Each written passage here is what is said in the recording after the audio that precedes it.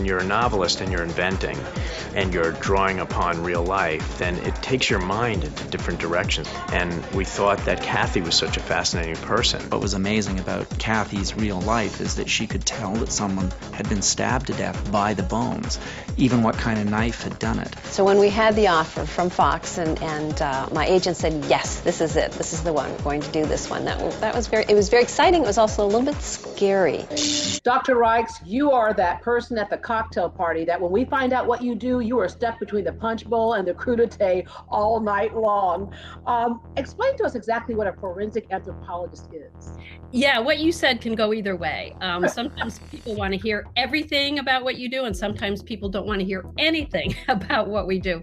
Because we're physical anthropologists who work for coroners and medical examiners, trying to either identify bodies or to figure out what happened to the person. Based on the supraorbital margin, narrow nasal aperture, and minimal dental wear, I'd say the victim is a Caucasoid male between the ages of 28 and 32. We are brought in cases where you can't do a normal autopsy because the body is burned or mutilated or decomposed or mummified or dismembered or maybe just bones. What is it that made you interested in this? Because that can go both ways as well. Sometimes people go, oh my gosh, no. Other times people like to go through the mystery of it and feel like that's what provides closure in many cases. I didn't plan to do it. I trained to do bioarchaeology, to work on ancient skeletons. But back in the day when the forensic sciences weren't quite as well formalized, when cops found bones, they said, well, what do we do?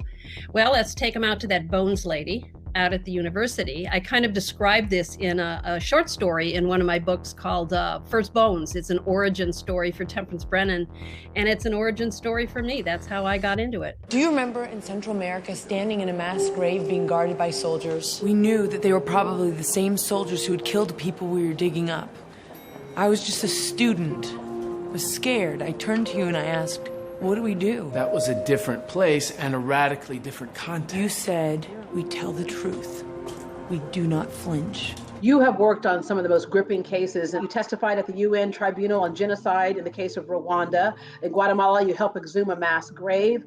You helped ID people who have passed away in past wars. And then the one that you say was probably the toughest for you, the World Trade Center. How do you process what you do? Well, it takes a certain psychological makeup. It's not for everybody. You have to develop the ability to distance yourself, to remain objective, because if you became emotionally involved in every case, you wouldn't be any good to the victims. I guess we all have our own little practical things we do to be able to leave the lab at the end of the day, but it does take a certain makeup, I think, as well as training. You wrote 3 professional books, and then you started writing fiction. Was writing that fiction kind of a way to offload some things? I'd made full professor at the university, so I was free to try something new.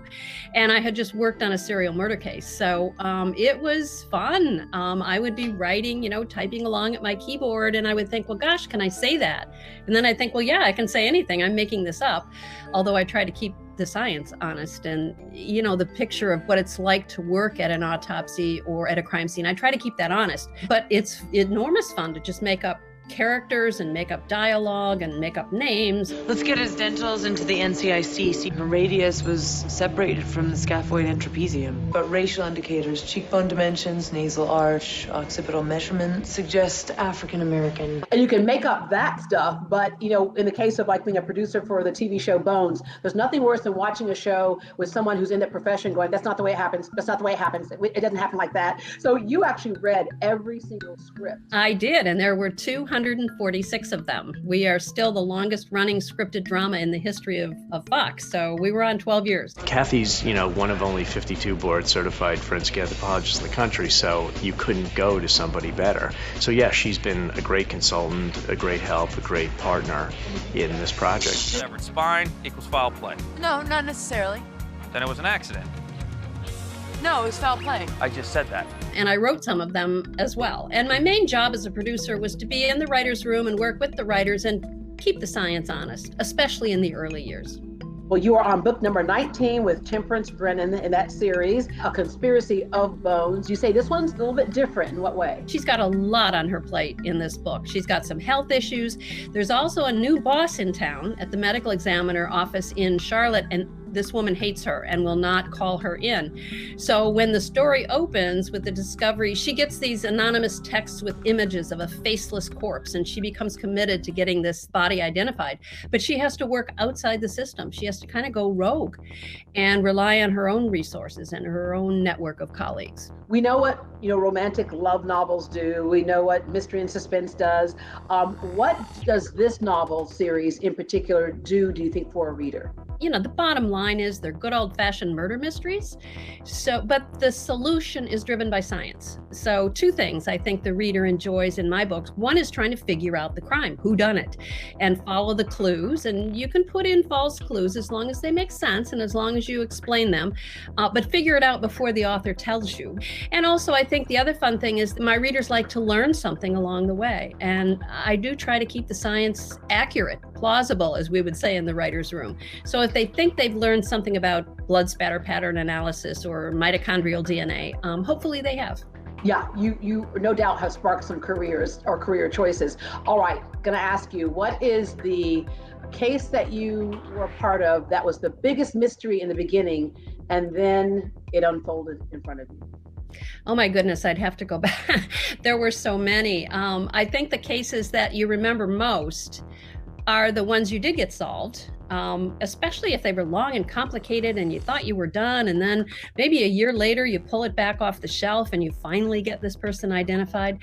And the other ones that stick with you are the ones that you never do get resolved. I have one little child skeleton in my warehouse. It's not as fancy as Tempe's with her nice floor-to-ceiling backlit cabinets, but I have one set of little bones that I've had, I think, since 1998, and we've never gotten that child identified. So, that one sticks in my mind. That's challenging. I would imagine that just solving it and really laying someone to rest is what the goal is. Yeah, it's a cliche, but families want answers. If someone goes missing, the news that we give them may not be good news, but they'd really rather know than not know. So that's very satisfying. And also, if it is a crime, then I can testify in court and take someone off the streets for having perpetrated violence against someone else. That's very satisfying also. Well, Dr. Reichs, I look forward to reading your new book, and thank you very much for sharing it with us. Thank you.